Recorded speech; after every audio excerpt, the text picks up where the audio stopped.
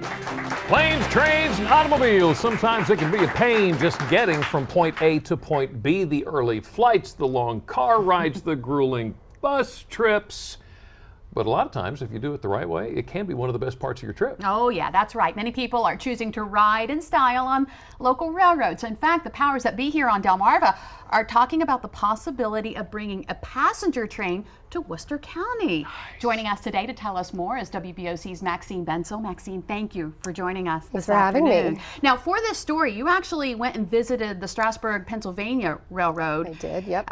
What was that like? It was really, really cool. Like they say, it's taking a trip back in history when you get on the train, and it really is. You're riding through the beautiful Pennsylvania Dutch country. You're seeing Amish still farming the lands there. I mean, it was a beautiful scenic ride. It's about a 45-minute ride. Just really fun, and it's quiet. You can turn off your cell phone, just enjoy nature. Yeah. So it's not just about getting from point A to point B. There's a lot to the experience. It is, and they have lunch trains, dinner trains. They have a Thomas the Tank Engine. They have, you know, all kinds of things really to please everybody, kids, adults. They really do a good job at, you know, getting everybody to come in there and enjoy it. All right, so that's Pennsylvania. Yep. They're talking about bringing a similar train here to Delmarva. Is that correct? They are. They'd like to bring one to Worcester County. They've already started doing some studies to see if it's feasible.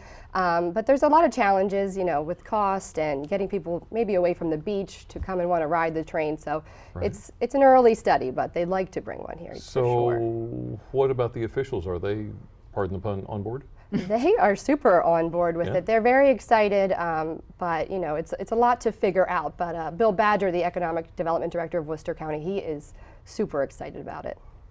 Well, Strasburg, you know, they have the Pennsylvania Train Museum there, and it's really, in my view, it's a gold standard of excursion train operators, and so we would hope to get close to what Strasburg has up there, but they really do a first-class job.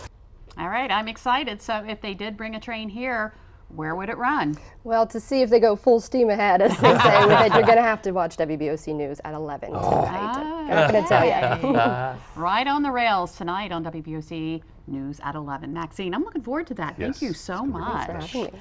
Well, many times when you travel, you're venturing to various hotels and motels, and you spend every night in a different bed. And sometimes that can lead to issues like bed bugs. But they're not just in beds. Sean has more on that. You know, Jimmy and Lisa, you don't even have to be traveling to get bitten by bed bugs. It can happen in your own home.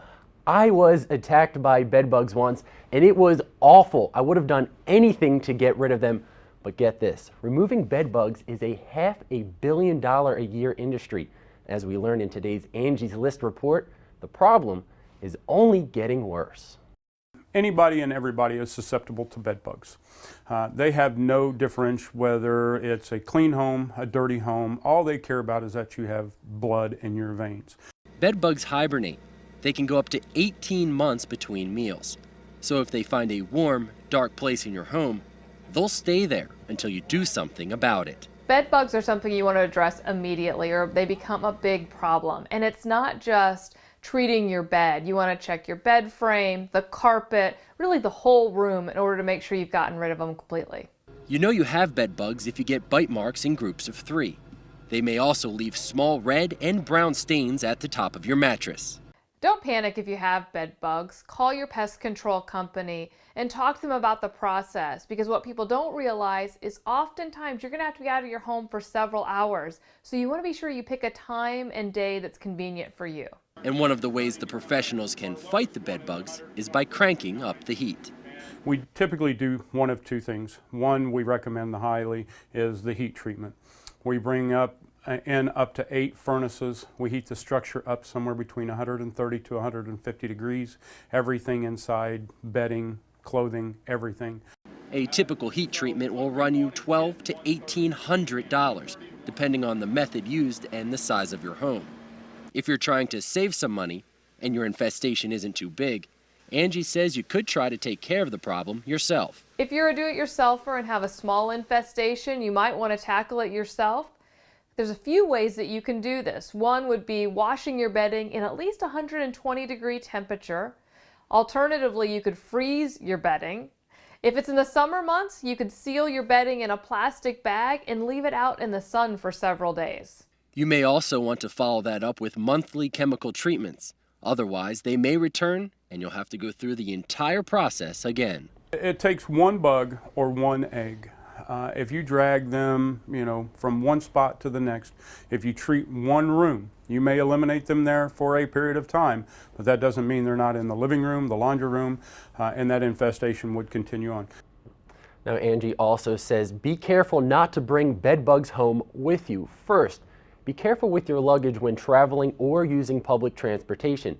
Bed bugs can hitch a ride home with you on your things. Also, don't just bring in furniture you find on the street. Before you put it in your home, thoroughly inspect it for any signs of bed bugs.